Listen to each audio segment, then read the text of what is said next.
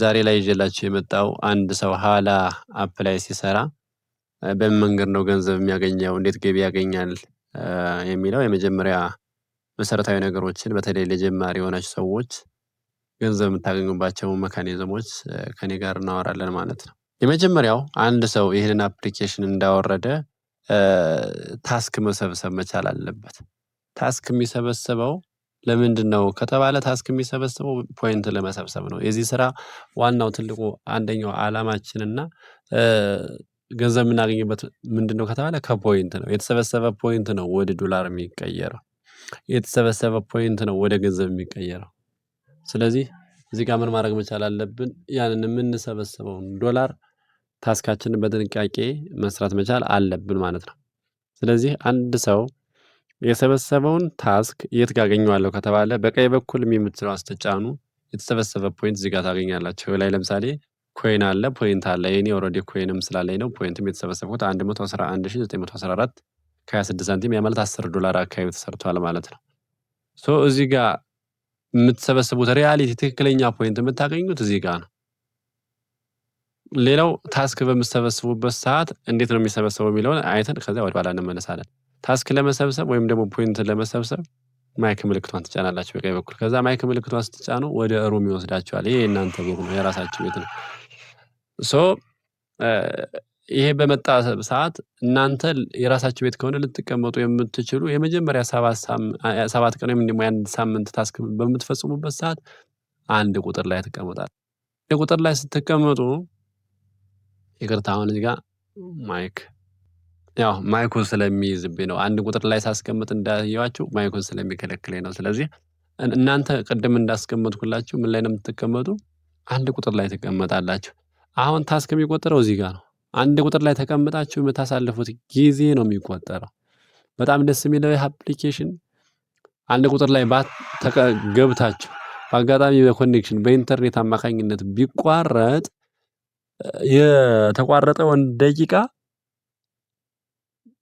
እንደገና ከተቋረጠ በኋላ ከዜሮ ጀምሮ አይላችሁም፣ ካለበት ትቀጥላላችሁ ማለት ነው። ሶ ካለበት መቀጠላችሁ ለእናንተ በጣም ትልቅ አድቫንቴጅ እና ምንም የሚያስጨንቅ ስራም ሆኖ ደስ የሚል ባህሪ ያለው ማለት ነው። ስለዚህ በቀኝ በኩል እዚህ ጋር ፒክ ያለ ታስክን የሚል አለ፣ earn $9 አለ። እነዚህ ነገሮች አሉ። ሶ ይሄንን አንድ ቁጥር ላይ ራሳችሁን ፕሮፋይል ካስቀመጣችሁ በኋላ ታስክ የምትለዋን ትጫናላችሁ። ታስክ የምትለዋን ስትጫኑ ወደ የተሰበሰቡበትን ፖይንት ወደሚያሳየው ቦታ ይወስዳችኋል ማለት ነው። ሶ ሆስት ታስክ የሚለውን ስትጫኑ እዚህ ጋር ለምሳሌ 55 ደቂቃ ፐር 120 ሚኒት ይላል። ስለዚህ 120 ደቂቃ ፐር 120 ፐር 120 ሲሆን 1200 ይሰጠኛል ማለት ነው። እኔ ኦልሬዲ ሳምንት ስለጨረስኩ ነው። አሁን ለአዲስ ጀማሪዎች ወደ ታች ስትወርዱ እዚህ ጋር 60 ፐር 60 120 ፐር 120 እያለ ይቀጥላል። እዚህ ጋር ኦልሬዲ እኔ የአንድ ሳምንት ታስክ ስለጨረስኩ ሌላ ጊፍቶች ነው የመጡልኝ። ለእናንተ ግን ለአዲስ ሰዎች ወደ ታች ስክሮል ስታደርጉት እስከ ታች ድረስ 180 ፐር 180 የሆነ ደቂቃ የተቀመጣችሁ ፐር 180 ደቂቃ አለ። ከፍተኛ አንድ ሰው ሊቀመጥ የሚችለው ታስክ ላይ 180 ደቂቃ ወይም ደግሞ 3 ሰዓት ነው። 3 ሰዓቱ እንዳለቀ እዚህ ጋር በቀኝ የምታዩት ጎ የምትለዋ ክላይም ትሆናለች ማለት ነው። ስለዚህ እችን ጎ የምትለዋ ወደ ክላይም የምትቀየረው 120 ፐር 120 ሲሆን አሁን ለምሳሌ እኔ ክላይም ትሆናለች። ክላይም የምትለዋን ስትጫኗት ምን ይላል? ደን ይላቸዋል። ደን በሚልበት ሰዓት ለምሳሌ 1200 ፖይንት ሰጧችሁ ከሆነ ቱዴይስ ታስክ earning የሚለው ላይ ዳር በግራ በኩል በተቀመጠው ላይ እዛ ጋር ይደምርላችኋል። 1200 2000 1000 2000 ብሎ 6000 ይደምርላችኋል። ከዛ በቀኝ በኩል ደግሞ ዚስ ዊክ ታስክ earning የሚላል የሳምንቱን እየቆጠረ የሚያስቀምጥላችሁ በቀኝ በኩል ነው ማለት ነው። ከዛም በኋላ ይሄንን የምትቆጣጠሩት እየገባችሁ ይሄንን ስንት ደቂቃ ደርሷል ክላይም ተብሏል። አንድ ሰው ክላይም የሚለውን ካልነካ ኦልሬዲ ፖይንቱን ሊያስቀምጥለት አይችልም። ስለዚህ ታስካችሁን በዚህ መንገድ እየሰበሰባችሁ ከዛም በኋላ አንዳንድ ጊዜ ፖይንቱን ሰብስባችሁት ሳምንታችሁ ካለቀ በኋላ ፖይንታችሁ ሆስት ታስክ ላይ ሊቀንስባችሁ ይችላል።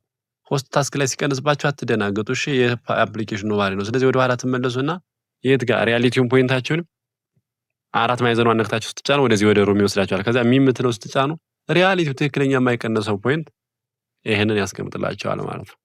እንግዲህ አንድ ሰው 7 ቀን ከጨረሰ በኋላ ምን ያደርጋል? ይሄንን ታስክ ሰብስቦ ክላይም እያለ በቀን 6000 42000 ፖይንት ከሰበሰበ በኋላ ኤክስቼንጅ የሚባል አለ። ፖይንቱን ወደ ኮይን ይቀይረዋል ማለት ነው። ፖይንቱን ወደ ኮይን ሲቀይር ነው ለእናንተ ምን የሚያስብላችሁ ኤክስቼንጅ ስታደርጉ ኮሚሽን የሚያስብላችሁ። ስለዚህ ፖይንት ወደ ኮይን ሴንድ ወይም ደግሞ ኤክስቼንጅ ማድረግ ጥቅሙ ምንድነው? የመጀመሪያ ደረጃን ለማሳደግ፣ ሁለተኛ ኮሚሽን ለማግኘት ነው። ስለዚህ እዚህ ጋር ስትመለከቱ አንድ ሰው ኤክስቼንጅ ካደረገ ምንድነው ኤክስቼንጅ በሚያደርግበት ሰዓት ኦልሬዲ ስቴፕ አለው። ኮይን ሴለር የምትለዋን ይጫናል። ኮይን ሴለር የሚለውን ከተጫነ በኋላ ኤክስቼንጅ ሲያደርግ በቀኝ በኩል ኤክስቼንጅ የሚለውን ይጫናል።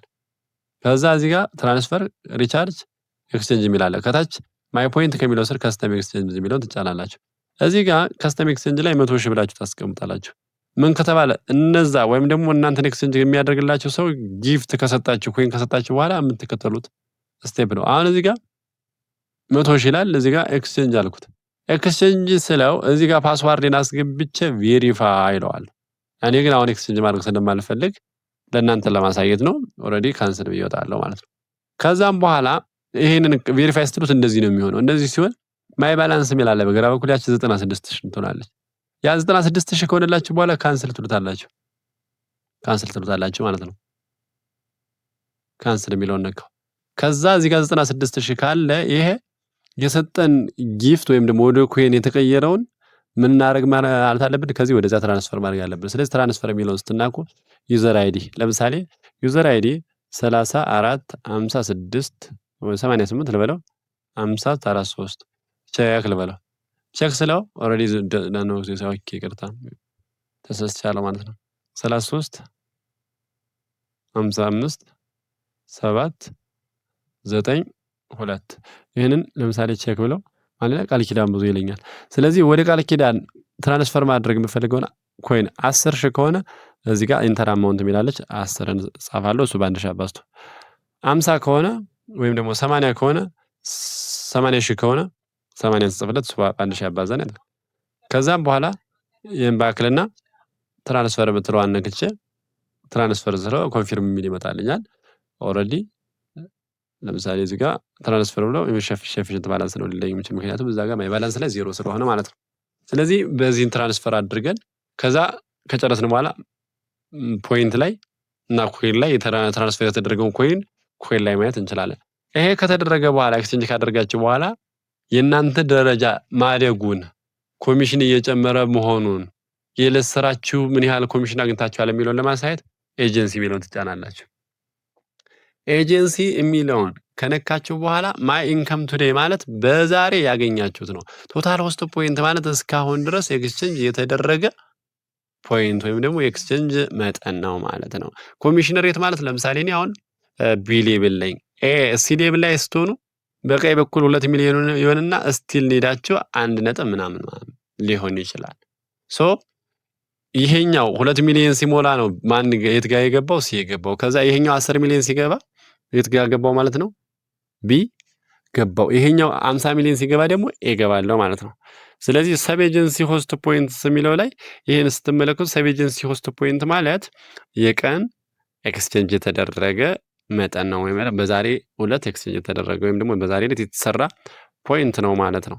ስለዚህ ይሄንን አድርጋችሁ ኤክስቼንጅ በተደረገ ቁጥር ይሄ ደረጃችሁ እያደገ በቀን ደግሞ የምትሰሩት ኮሚሽን እየጨመረላችሁ ይሄዳል። ስለዚህ አንድ ሰው ኤክስቼንጅ ሲያደርግ ደረጃውን ሳያሳድግ ኮሚሽን ለማውጣት ወይም ደግሞ ብቻውን ለመስራት የሚሞክር ከሆነ ባይሰራ እመክራለሁ። እንደኔ ብቻውን ባይሰራ ጌመር ካልሆነ ጋምፕለር ካልሆነ በቀር ማለት ነው።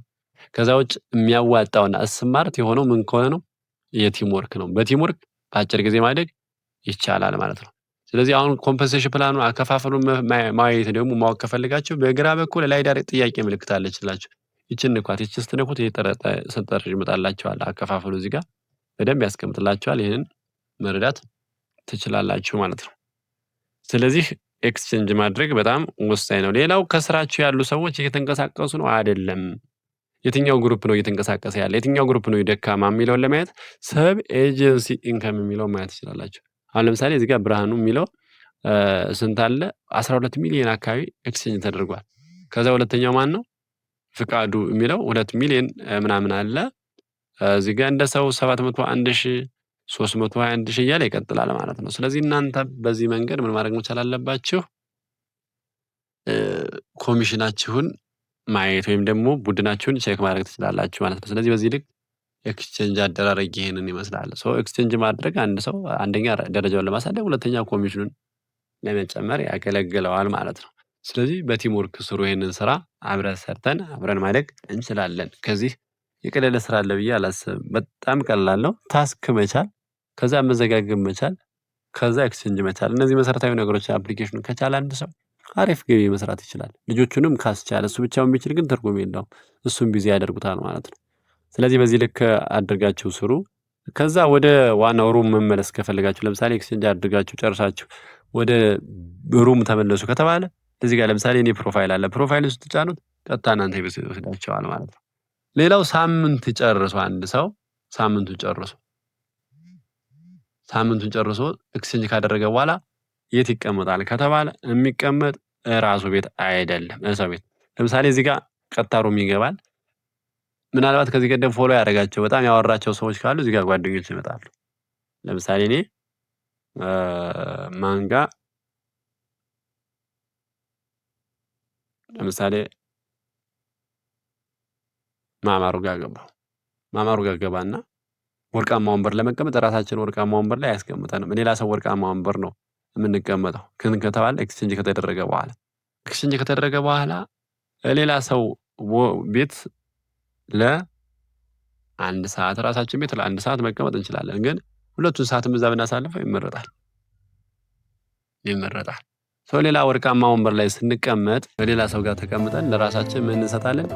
ጊፍት ወይም ደግሞ ስጦታ እንሰጣለን ማለት ነው። ለምሳሌ እዚህ ጋር ሁለት